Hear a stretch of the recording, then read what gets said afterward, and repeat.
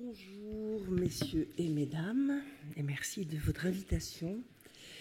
Je vais peut-être partir, vous emmener dans un voyage un peu différent de celui que vous avez fait jusqu'à présent, puisque je vais vous amener du côté de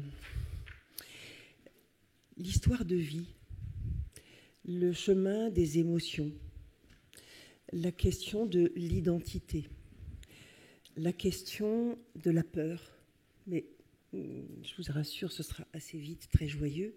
Et j'ai envie de commencer par une citation que je trouve très belle d'Émile Zola, que je vais vous lire, qui, à mes yeux, nous invite, et qui dit « Nous sommes comme des livres. La plupart des gens ne voient que notre couverture. La minorité ne lit que l'introduction. Beaucoup de gens croient les critiques. Peu connaîtront notre contenu. » Et je crois que c'est ma manière de commencer cet échange avec vous, ce dialogue avec vous, en disant que pour moi, ce cancer de la prostate est un cancer très particulier, car c'est un cancer de l'identité humaine et de l'identité masculine. Et vous le savez, évidemment. Mais à quel point le savez-vous ? À quel point avez-vous été accompagné, écouté, entendu dans ce que ça signifie dans votre histoire d'homme ou de femme épouse accompagnante que d'avoir reçu l'annonce d'un cancer de la prostate ? Alors, un tout petit détour amusant par l'hébreu biblique. J'ai demandé à un ami rabbin de raconter un peu comment on disait prostate en hébreu. Alors, on dit harmonite. Et alors, il est parti, parce que c'est un savant passionné, en me disant, mais ça vient de arome, qui veut dire ce qui est caché, ce qui est malin, ce qui est très intelligent, et en même temps, ça dit la nudité. Et il dit, dans la Genèse, à deux endroits différents, on utilise ce terme-là, qui est donc une racine générique de harmonite, qui est le nom de la prostate. Quand on dit que le serpent, le plus malin des animaux, arome, et quand on parle de « il se voit nu », et là encore, c'est la même terminologie. Alors, en allant un peu plus loin, on s'est dit... ok, donc ça, c'est la même racine, ça parle de caché, ça parle de très intelligent, mais ça parle aussi, quand on tire encore en hébreu, et je vous ferai l'économie des détours, on arrive à Hermès, c'est-à-dire le messager des dieux, celui qui se ferait un chemin d'intelligence. On arrive à une chose très étonnante, qui est le marron. C'est la même manière de parler de la prostate que de parler de la châtaigne et du marron. Alors, où est-ce que je vous emmène ? Je vous emmène dans quelque chose quand vous regardez une châtaigne. D'abord, c'est pas très beau, hein, c'est piquant, c'est pas attractif. Et puis, le bon est vraiment à l'intérieur. C'est-à-dire qu'on retire la première peau, enfin la première couche, puis la deuxième, qui est lisse, qui est... C'est peut-être le titre du livre. Et puis, seulement à la fin, on a le fruit qui peut être très, très délicieux. Eh bien, c'est l'histoire de quelque chose qui est caché. Or, la prostate, elle est liée à l'identité masculine. Elle est à l'intérieur. On ne la voit pas. Vous pouvez voir votre sexe, vous ne voyez pas votre prostate.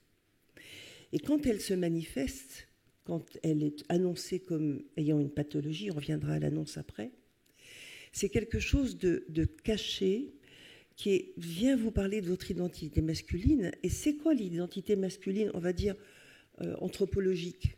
C'est être un homme, c'est quoi ? C'est protéger, satisfaire la femme, se satisfaire, créer, ne pas faillir, ne pas montrer des émotions, pas de faiblesse. Et là, ce cancer, il vient renseigner à cet endroit-là. Il vient dire, oups, il se passe quelque chose. Mon identité est touchée. Comment je vais faire pour passer au-delà de cette information?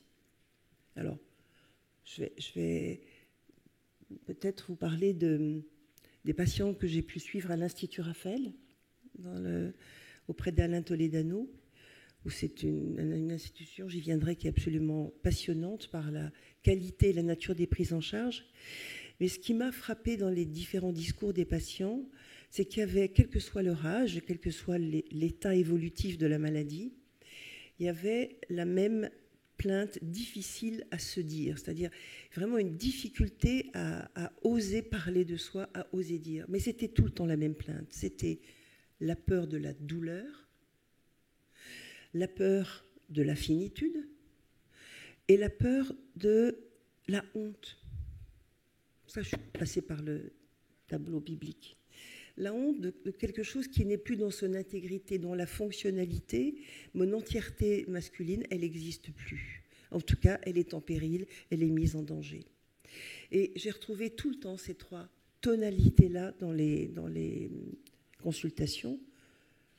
Et une manière sous-jacente, et ça c'est plutôt la bonne nouvelle que je voudrais vous annoncer, c'est que, encore une fois, quel que soit le stade de la maladie, ce que nous faisons à l'Institut Raphaël, les différents soins d'accompagnement, c'est de dire à la personne, d'accompagner la personne dans, ok, je suis très touchée dans mon identité profonde masculine, et en même temps, quel est mon projet de vie maintenant ?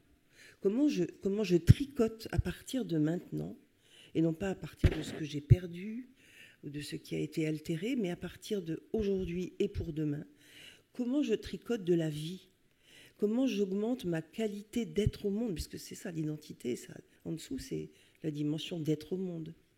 Comment est-ce que je vais continuer à faire de la durée de vie en qualité?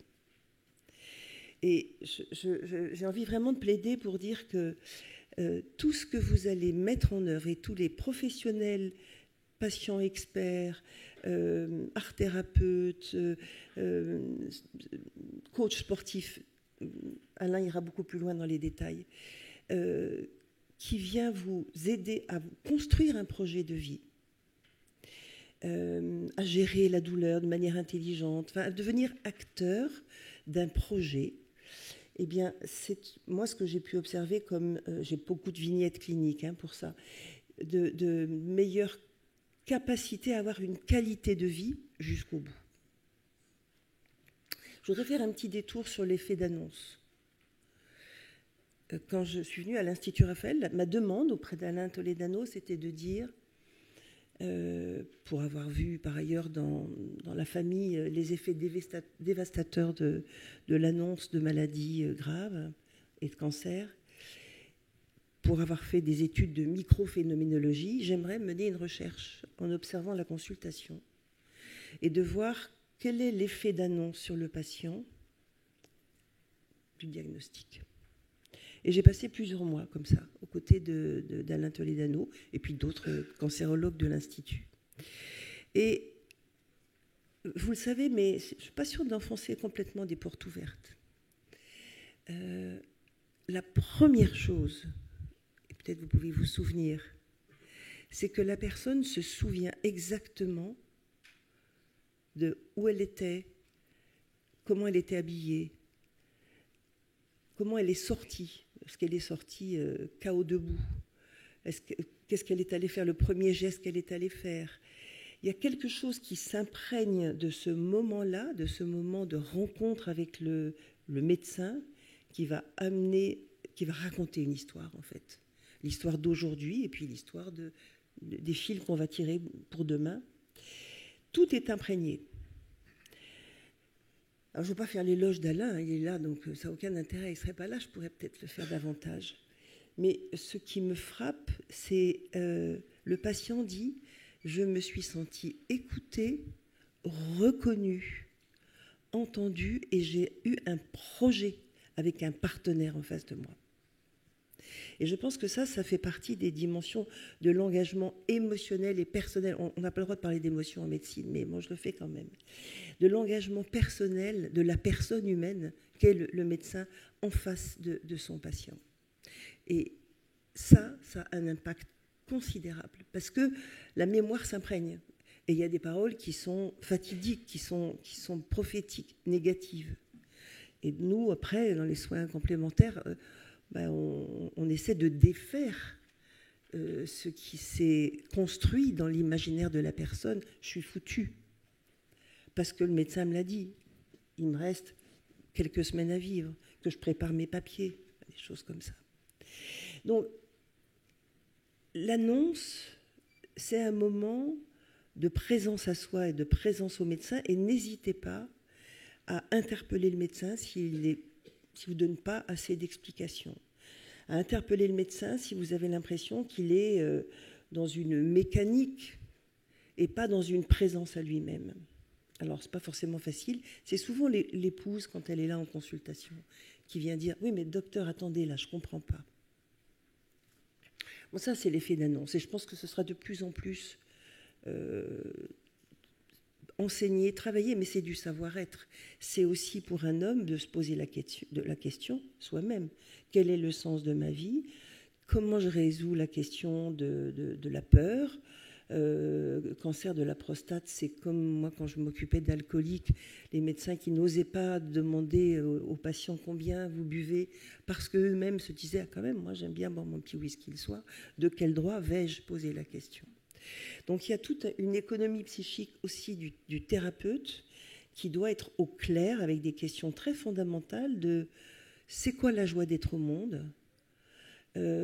Comment je conçois la santé sexuelle, comment je conçois la santé biologique, émotionnelle, le système de représentation de vie, mon fil narratif de vie. Et puis moi, je vais même jusqu'à la dimension spirituelle, parce que je la vois très, très active dans les consultations. C'est-à-dire, comment je donne un surplus de sens à ma vie, comment je fais de la souffrance et du cancer une opportunité de me déployer en étant encore plus vivant. Je voulais vous dire que les programmes, et tout à l'heure je déjeunais avec un monsieur qui est patient expert et qui me disait je passe 1 heure avec le patient et j'écoute ce qu'il a entendu du médecin. Et je me disais, voilà, là on a quelqu'un qui, comme nous on a à l'Institut Raphaël, qui sont des coordinateurs de soins, quelqu'un qui écoute la personne dans son entièreté. De quoi elle a besoin? Est-ce qu'elle a besoin d'aller à davantage de découverte d'elle-même, puisque la découverte de soi, quand ça peut plus être dans les registres qu'on a connus, de sa vitalité sexuelle, son rapport à la réussite, à l'action, mais qu'au contraire on est diminué physiquement, fatigué, on a des douleurs. Comment on retrouve du sens? Et souvent, ça se refait au travers d'une connaissance de soi. Et connaissance de soi, c'est souvent ce qu'on appelle, nous, dans le grand registre des arts-thérapies, ou des thérapies cognitivo-émotionnelles, et de la danse et du mouvement et du chant, de tout ce qui remet en mouvement le flux de vie. Et pour ça, évidemment, c'est exigeant. Il faut que nous-mêmes, on soit dans ce flux de vie, parce qu'on ne peut pas tricher, on ne peut pas être dans la prescription, il faut qu'on soit dans une intégrité. Et c'est ce qui fait d'ailleurs que je trouve que dans la rencontre entre avec aussi bien la famille, les soignants, les patients, les grands experts, il y a quelque chose qui se dit de refabriquer du sens de la famille humaine. Une femme qui a un cancer du sein, elle est touchée dans sa féminité, dans son identité féminine. Un homme qui a un cancer de la prostate, il est touché dans son identité masculine. Au-delà du fait que nous sommes des êtres sexués, nous sommes des êtres vivants, respirants, aimants, ayant peur. Et une des premières difficultés que j'ai pu voir à l'Institut Raphaël, c'est que les hommes ont du mal à venir consulter. Ils vont voir le spécialiste, mais après, pour rentrer dans la dynamique de soins d'accompagnement, il y a de la réticence. Parce que ça veut dire qu'il faut que je redevienne à nu, cette fameuse expression de tout à l'heure, me mettre à nu devant moi et devant un tiers, je ne suis pas habituée. Parler de ma vulnérabilité, même pas en rêve. Et pourtant, dans le regard de ma femme, je peux voir, et puis c'est dans du non-dit, parce qu'elle n'ose pas non plus trop en parler. Donc je crois que c'est un des principaux messages que je veux vous passer, c'est que c'est une maladie qui amène à repenser et à reconstruire avec tout un environnement un projet d'être un être vivant, c'est-à-dire de continuer son développement d'être vivant jusqu'au bout, pas seulement dans le faire. Voilà, j'ai envie de m'arrêter là. Je veux dire.